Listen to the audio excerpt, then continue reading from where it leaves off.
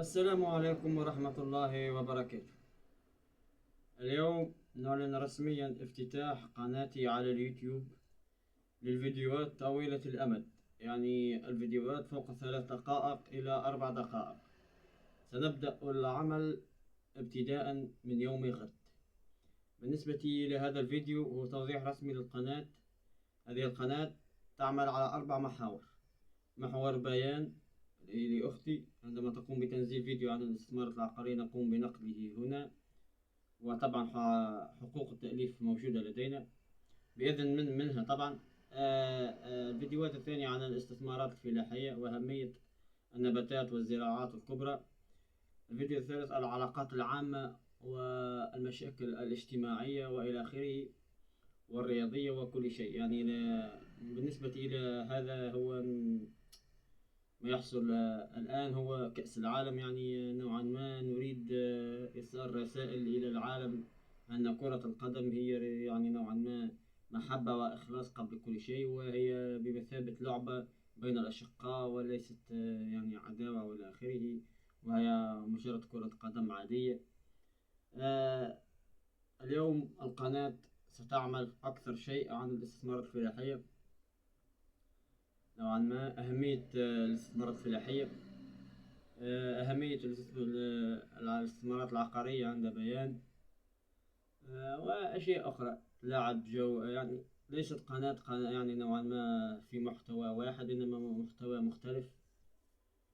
ونتمنى للمشاهد الاستمتاع بهذه القناة، وأن يكون هذه القناة جيدة على الكل، ونتمنى الاشتراك بالقناة.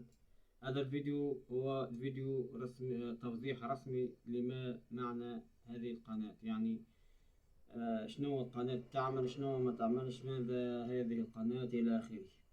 هذه القناة كما قلنا هي قناة تحمل 4 محاور، وهي أكثر محور تريد العمل عليه هو الاستثمار الفلاحي. عندما نجد فرصة سوف نخرج كل مرة لكي نوضح.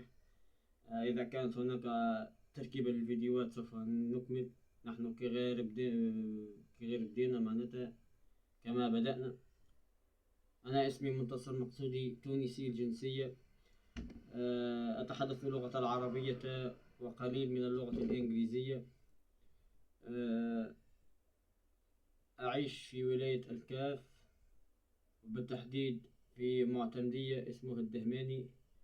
خرجنا من معتمدية الدهماني بسبب الأوضاع التي هناك، وهي قلة المياه، مما جعلني أعلن إنشاء قناة على اليوتيوب من أجل دعم الاستثمارات، من أجل عودة الناس التي تذهب إلى تونس للعمل، ولم أجد أحدا يدعمنا هناك. فاضطررت إلى أن أغادر تونس، عفوا نغادر الدهماني ونأتي للعمل في تونس. ومن أجل هذا بدأنا العمل في الاستثمارات الفلاحية، لأنني أريد أنشاء عمل فلاحي خاص بي في مكان آخر، لأني خرجت من ولاية الدهماني ولم لن نعود إليها، معناتها لن نستطيع العودة إليها.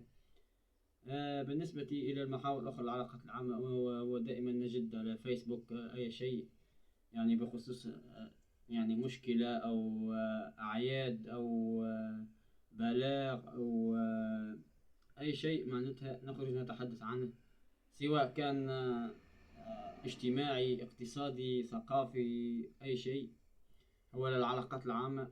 بالنسبة إلى موضوع بيان كما قلت، هي أكثر من أختي، وهي الآن تعيش في القيروان، لكن الآن هي في دبي، تعمل على مجال الاستثمارات العقارية في دبي، وتنصح الشباب بالاستثمار هناك. هو لديها فكرة خاصة وأنا نتدخل فيها. بالنسبة كما قلت للقناة تحمل 4 محاور. بإذن الله السميع العليم سوف أكون قد المستوى، لن يكون هناك فيديوهات مخلة بالآداب،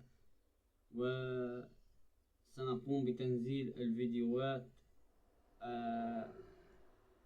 المهمة، وسنقوم أيضا بتنزيل بعض الستوريات المشاغبة كبعض الفيديوهات الأخرى. وشكرا لكل من سوف يشترك بالقناة، ولا تنسى تفعيل الجرس ليصلك كل جديد. كان معكم منتصر من تونس، أخوكم من تونس. السلام عليكم.